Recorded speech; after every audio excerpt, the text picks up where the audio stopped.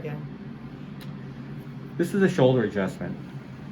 It's essentially meant to be a glenohumeral joint manipulation. You're going to stabilize the outside of the elbow. The contact hand is going to be like a handshake into the axilla. Going to wrap around the proximal humerus.